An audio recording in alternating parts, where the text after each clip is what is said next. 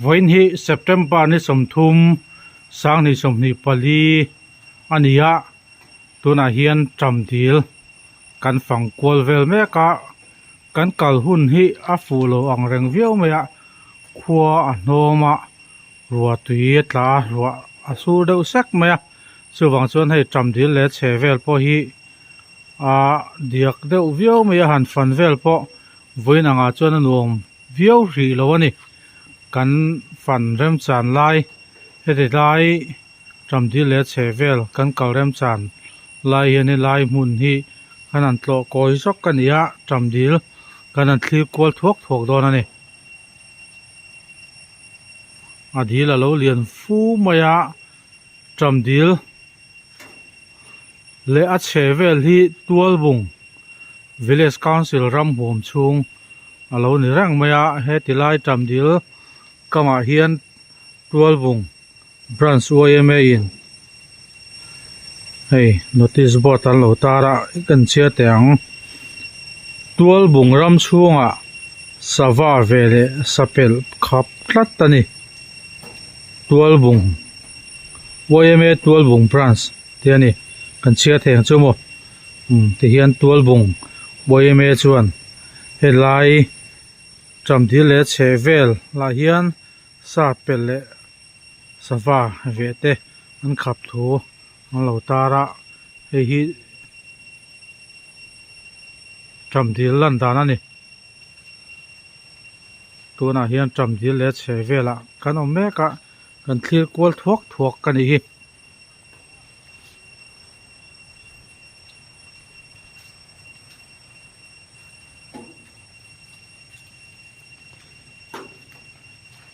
he lama po hian a kal phei theia tramdil so lai a son a kai tuya cheng du ta na kai ve deuh khama in zoom tiang khana chiang chumo soita kang khan ruwa sur hlau maya kan thlen thlak vele hian ruwa lo sur ngala e kong vel po adiak fu mai kal vel po ti som ve deuh det ani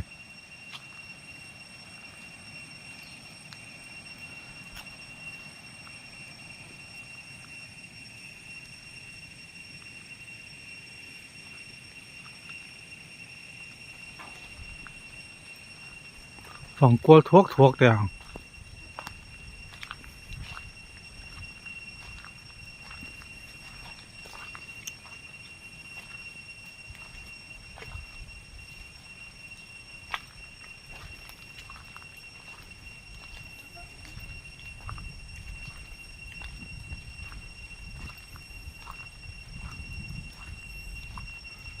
thế là hi nature does not hurry, yet everything is accomplished. Tin lo tara hela hian taran nei boka chanchin tha sub committee KTP sai twal venglai branch sinani tran pui ngai te tan tinia inun atui halem mangan nai neem itan kanin hong rangen tia phone number ta lang bokani phang kwal thuak teng hela hian quarter le in sang om nual maya ke king lai vela khian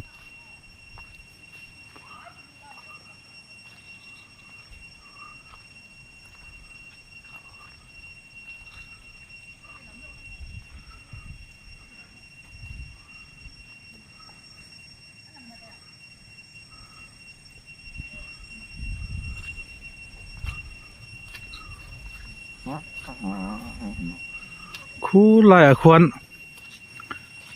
zai thiam eli khol ring point post na samai nen chiang teang ren TC zodin sangan tha lo lak sak velani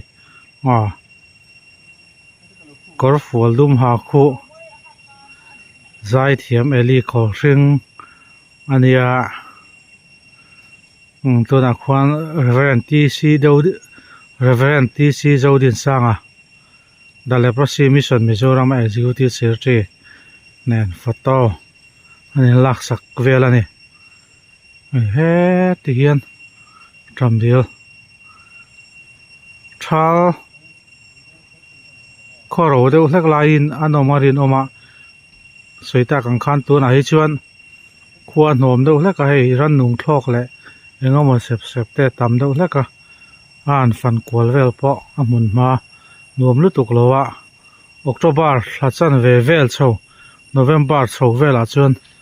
a nuam viau in a rin awm tramdil hi Mizoram a chuan kan dil hming thang ber te zinga mi ania in ti hlimna hmun atana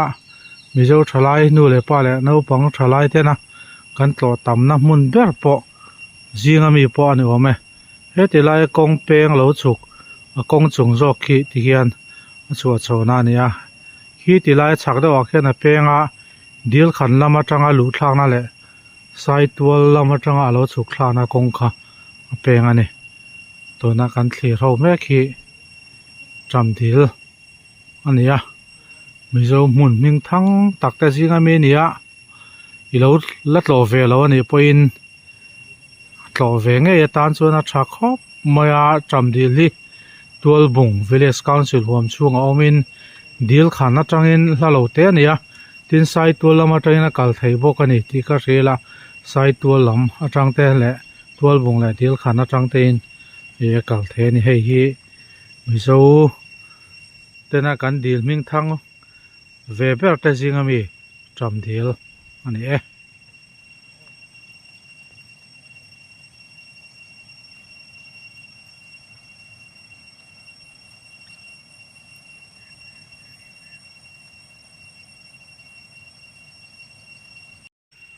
upa si van siama ani hei tuna kan hmu mek hi na thial Baptist Church of Mizoram Electric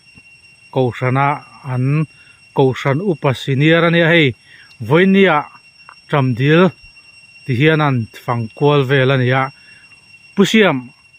hei tramdil kan an fanga irin ang ani em engei hmu dan te le hei tramdil hi lo ka hmu tum dan nen chuan ai nang riu ba ma na vai khat sai tu la rong kan bo ne ka hmu to soka tu la hian hei kan hmu le a tramdil hi kan ai na zau riu ma ya an bom riu to na ma ro chui chui lo tam ta dewa han len lam vel le engemaw ti a tui han sen ve pawh ngam om lo riu ma ya ka hmu la lai chuan tin mi hring hi tuna tak ka lo wang a riu tak mai ko ta ra vel mi te pawh a chian lo ni per ve mek dom ning ka hia chu ka mu dan ka ko chu ne mai tin a vel pawh hi ka me tui chim chin vel le engemaw pawh hi alo ni ma riu ta ma na ka mu ai khan tu dia ka chu ani e tramdil hi ale hei voinia phoi buang zin pa tlorem chang deuh mai in hun alo in hong hlau maya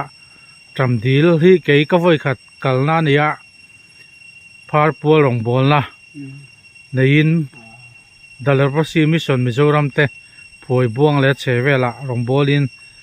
kanan fe chua ka chumi parem chang tak maya upasia matenen ten tramdil kanan fangkual vel ani male ti khan thlir tu ten kan lo thafia thei home